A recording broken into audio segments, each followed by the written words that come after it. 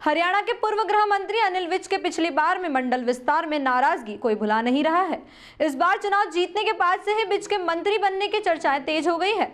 इस पर विज अभी भी साफ बोलते हुए कह रहे हैं कि मैं अभी उनसे कोई चर्चा नहीं हुई है, अगर चर्चा होती है तो अपनी कुछ बातें जरूर रखेंगे। पिछले 50 साल से वे पार्टी में है और पार्टी से उनकी कई फीलिंग्स जुड़ी हुई है।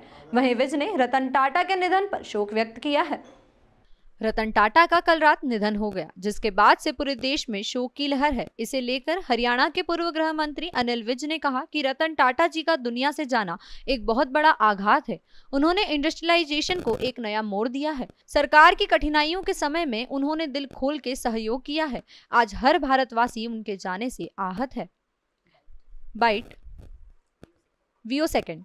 वही राहुल गांधी ने अपने एक बयान में कहा था कि चुनाव तो हिटलर भी जीता था, क्योंकि उसके पास पूरी पावर थी। अगर ये पावर उन्हें मिल जाए तो फिर राहुल गांधी दिखाएंगे कि चुनाव कैसे जीतते हैं। इस पर तंज कसते हुए हरियाणा के पूर्व मंत्री और अंबाला छावनी से 7वीं बार विधायक अनिल विज ने कहा कि राहुल गांधी का प्रजातंत्र से विश्वास उठ गया है, जो वे इस प्रकार की शब्दावली का इस्तेमाल कर रहे हैं।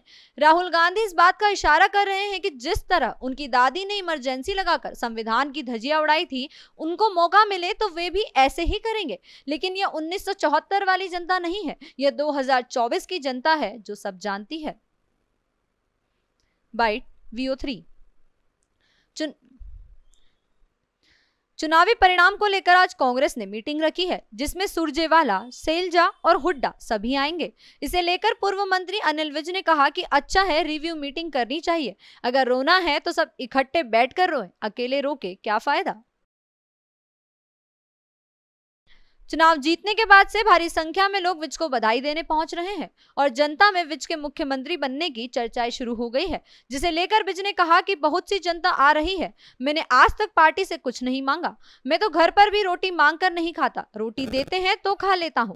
मैंने मुख्यमंत्री बनने का दावा नहीं किया, लेकिन एक कंफ्यूजन क्रिएट किया गया था कि वे मुख्यमंत्री बनना नहीं चाहते, लेकिन उनसे कभी किसी ने नहीं पूछा और न अभी कोई चर्चा चल रही है।